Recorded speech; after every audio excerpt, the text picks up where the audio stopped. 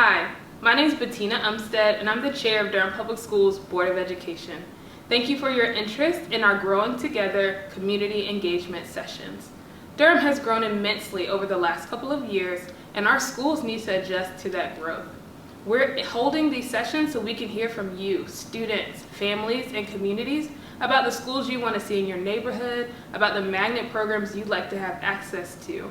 We really want to have our students and families' voices centering our decision-making processes. So it's so important that you join us and share your ideas.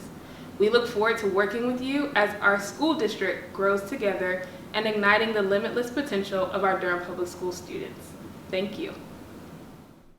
My name is Dr. Daniel Kelvin Bullock. I'm the Executive Director for Equity Affairs for Durham Public Schools, and I'm a part of the Growing Together initiative team. We're working together to think about how we can further advance equity in our magnet policy and programs across the district. The Growing Together initiative team is working with community partners to raise awareness, first of all, around the fact that we're revising our magnet policy for our district. So we're raising that awareness, and we're also providing opportunities for community members to learn about our current magnet programs and policies, and also give us recommendations or ideas for how we might revise our magnet policy.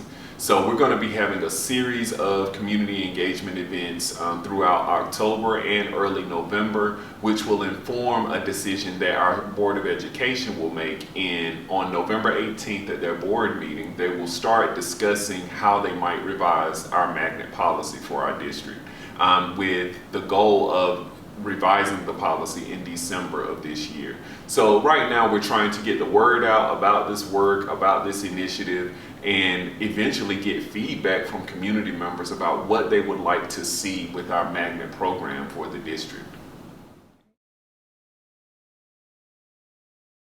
One of the reasons that we're having this conversation now is, well, one, it's been evolving over time. We actually started this conversation with our board a couple of years ago. And some of the things that are prompting us to have it now are the rising number of magnet applications that we're seeing from our community, and the fact that there's limited space in these programs. We also see that there are limited opportunities for people in certain geographic regions in Durham to be able to attend the magnet program. There's a lack of opportunities or inequitable opportunities across the district. We have not had an opportunity, or we have not had a comprehensive revision of our magnet program since the inception of the school system back in 1993. And so we're looking at revising our practices, we're looking at revising the policy, and we also want to make sure we're doing things like minimizing transportation times around the district. If we have students who live in one part of Durham but are having to travel to great lengths to go to their magnet school, we want to be able to minimize those travel times so they aren't having those challenges also. So it's a number of reasons that have kind of accumulated over time, and now we feel like now is the time where we really need to address this, because it's creating some inequities and some gaps. The history that kind of lands us here is a very long and complicated history. One of the ways that we tell this story is we go back to the Durham City Schools and the Durham County Schools. Just prior to the merger, which occurred in the 1992-93 school year, we had a city school system where the graduates were over 97% African American. You compare that to the county school system, which was about twice the size in terms of enrollment of the city school system, and almost 70% of the graduates from the county school system were white. So you had two very different systems that merged together to form Durham Public Schools. And so when you have that merger, one of the things that DPS decided to do in those early years was to create magnet programs primarily to draw people to some of the former city schools. So as you create those programs and you're trying to diversify the former city schools, you have some unintended consequences that comes out of that eventually. Well, even with the merger, we see the demographics of the school system evolve in those early years after the merger. You start to see not only an evolution in Durham Public Schools, but also education in general in Durham.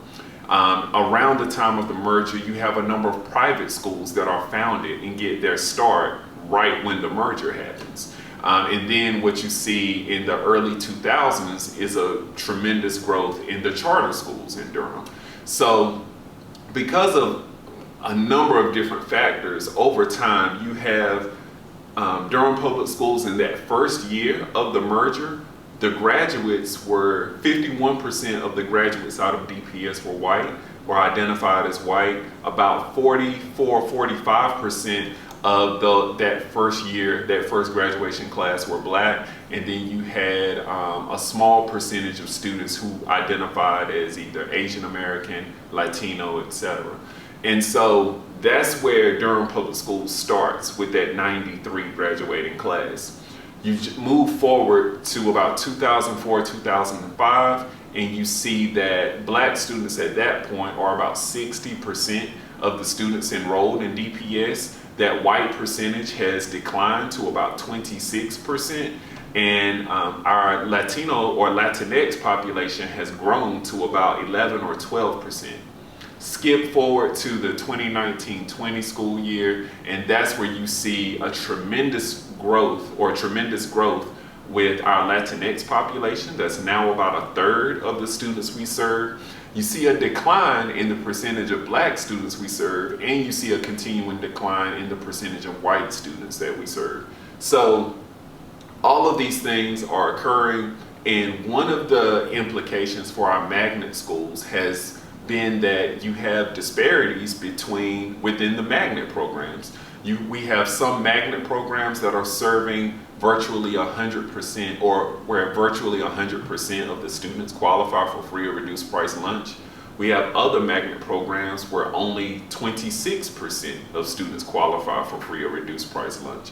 You have various disparities in the percentage of students of color enrolled in the schools. You have some schools where the majority of students are white in the magnet schools, and then you have schools where almost 100% of the students in the school are students of color.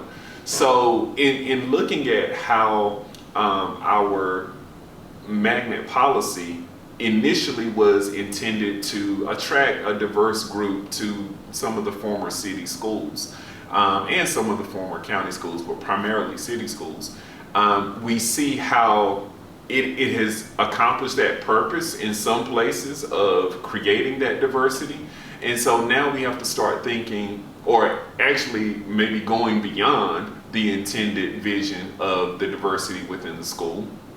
So we have to start to think about, how do we revise the magnet policy to meet our goals in 2021 and in the next few years? And also, how do we set up a system where we're thinking about this on a more regular basis, as opposed to going another 28 years before we have this conversation again?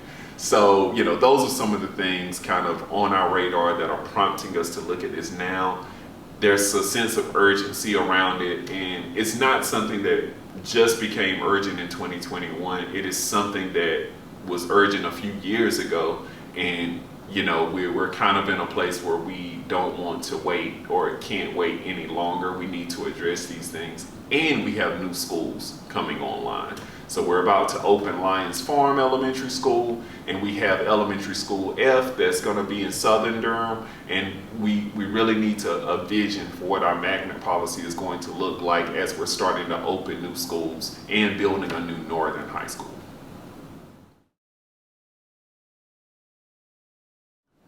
We have a number of different goals that we're seeking to reach and accomplish through this program.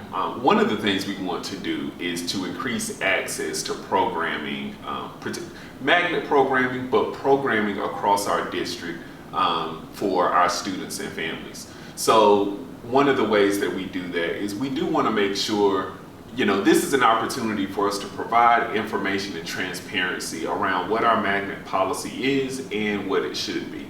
And so as we do that, we do realize that there are some communities where there's a lack of access to information about our programs and what's available, what's out there, what their opportunities are. So we want to make, that's one of our goals, to increase access to information.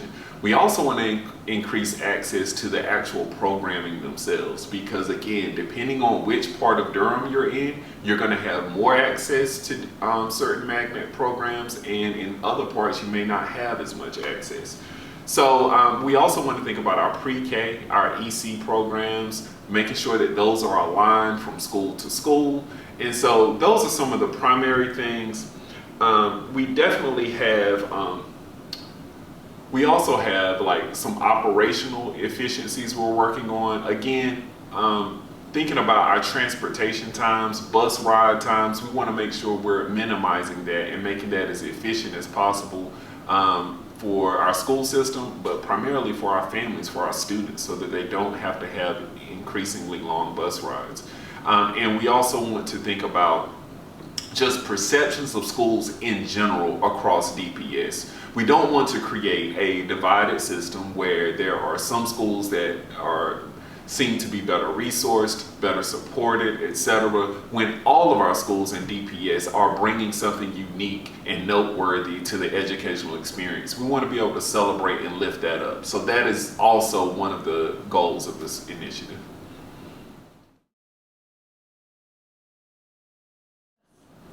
It is very important for you all as community members, as families, even students, to share and provide feedback on this process and on this policy, or within this process. So we have a number of community engagement opportunities coming up, and we really need families to let us know, their thoughts on the programming across DPS, what they would like to have access to, what they would like to see, what they already like about their current experience with DPS. All of those things are going to be very important as we move forward. And that moving forward is what's important here also. This is an opportunity for families to help shape what the future of DPS is going to be. And we do not want to cast a vision for our school system without the input of our families. And when we say the input of our families, we are looking to engage families that represent DPS. We want to make sure that we are as inclusive and inviting to all of the communities that we serve as possible, to make sure we're making a decision that is going to best meet the needs of all communities in Durham Public Schools. So please engage. Please encourage others to participate and to provide that feedback. We're going to have a number of resources and opportunities out there for people to let us know what is the direction in which we should go with our magnet programs, but also with our schools as a whole. So again, thank you for joining us in this effort. We look forward to engaging with you, and we look forward to the next steps of a growing Durham Public Schools.